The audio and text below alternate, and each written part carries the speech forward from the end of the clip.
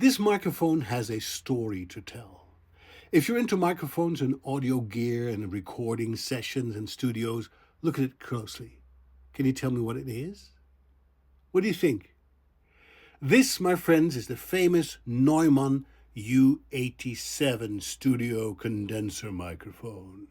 Large diaphragm. It's huge! This is considered to be the Rolls-Royce of voiceover microphones. Why do I mention voiceovers? Well, I used to be a voice actor. I did that for over 40 years. I stopped doing it in July, but I'd still like to talk about the business, including microphones.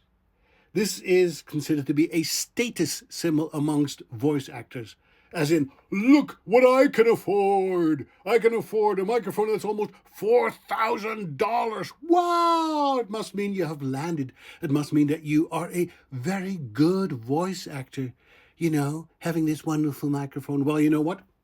If you can afford a Steinway grand, a concert grand, doesn't mean you're a good pianist. The piano does not make you a pianist. You do that. So I know some people who own this microphone. They post it all over social media, and they're just not good at what they do. A microphone will not save you. A microphone like this, a high-quality sound catcher, that's why I call it, exposes all your flaws in intricate details. If the room that you're recording in is poorly treated, not acoustically treated, it's not dead or dampened, this microphone will make you sound terrible. If you don't know how to interpret a script, how to enunciate carefully, how to embody a character, this microphone will expose everything and make you sound lousy. But you know what? I have been fooling you so far, tricking you into believing that this is a real Neumann U87. It's a clone, people. It's a fake that made me lots of money. I'll tell you why. I'm very interested in trying out new microphones. Since I'm in the audio recording business, I've been doing this for over 40 years. So yes, I like testing the tools of the trade. And I was always intrigued by these fake imitations, these clones of classical microphones. Will they make my voice sound dramatically better? And none of them ever did. I tested many of these microphones. None of them ever did until I became better as a voice talent.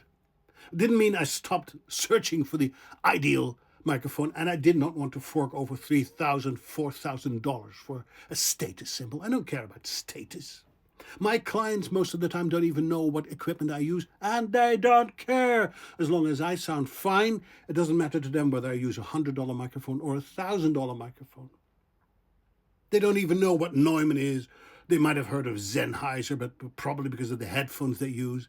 But that's it. Or Rode, or Shure, or all the other brands that are out there. Clients don't care as long as you sound good and give them value for money. That's what they care about.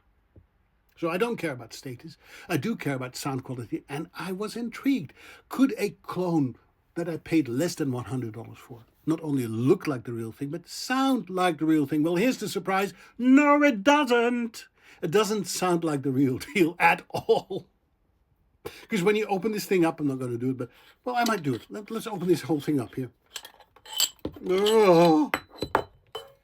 See, this is what's inside here.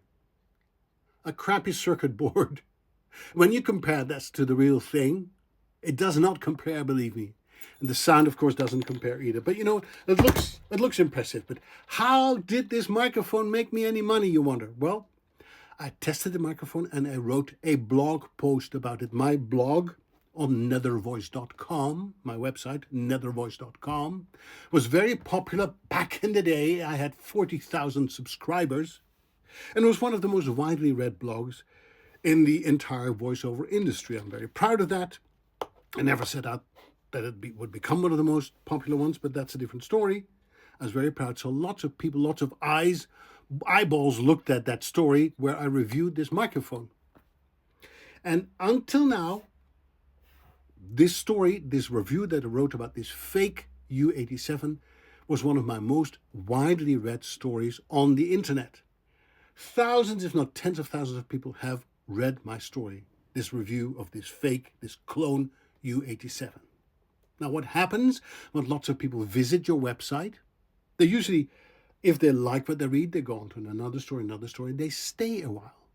When you write a blog that's, let's say, takes you 2 to 3 minutes long, 2 to 3 minutes to read the whole thing, people spend all their time on your blog. And what are they telling the search engines, the Googles and the Yahoos?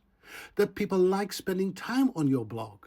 They write comments, they ask questions, so they interact, there's engagement. And that is exactly what search engines like to see and what they use to rank you as a website.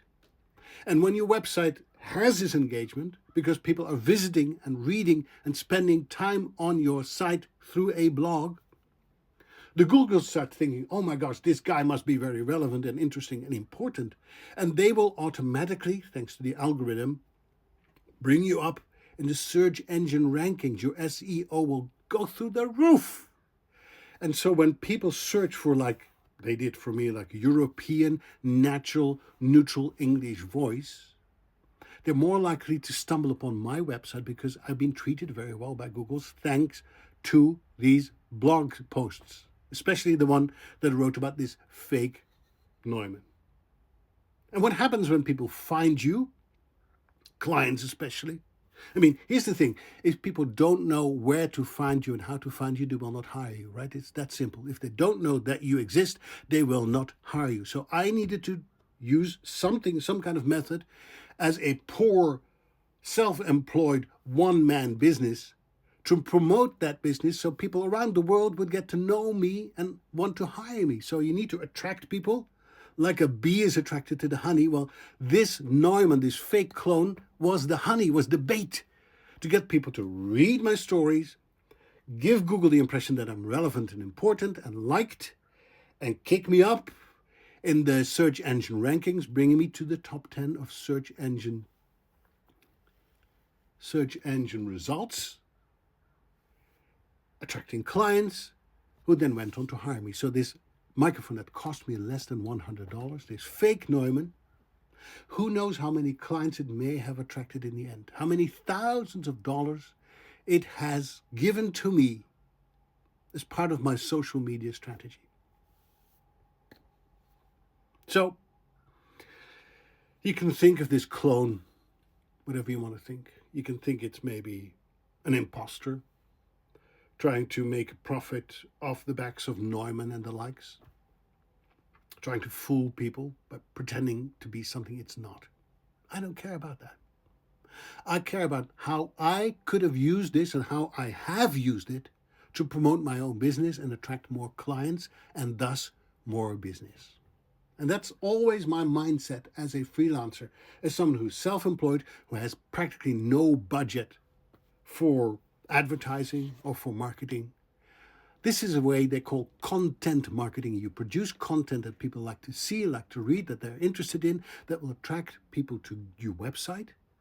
And once you have those people on your own terms and on your own turf, that's when you can sell your business without selling.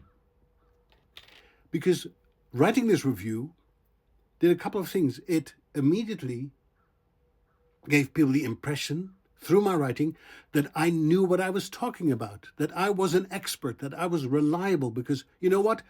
I had the clarity of mind to write a review about this thing, showing off kind of my experience and my expertise. Because people are not going to hire you if they think that you're not capable of working for them, if you're not qualified. You need to show the world that you're qualified to do the job. And showing that I could write about the technology behind the work that I do in an intelligent and entertaining way, not only showed people that I was an interesting person to deal with, but that I was always qualified. And these days, if a client can choose to work with a talent that has a good social media presence versus a talent that has no social media presence, guess what who they're gonna choose? They're gonna choose the client who has a solid social media presence. So what can you do today if you're online at all?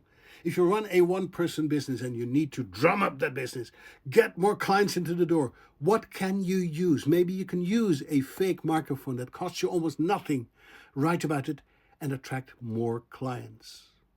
Just an idea. See you next time for more tips. Bye.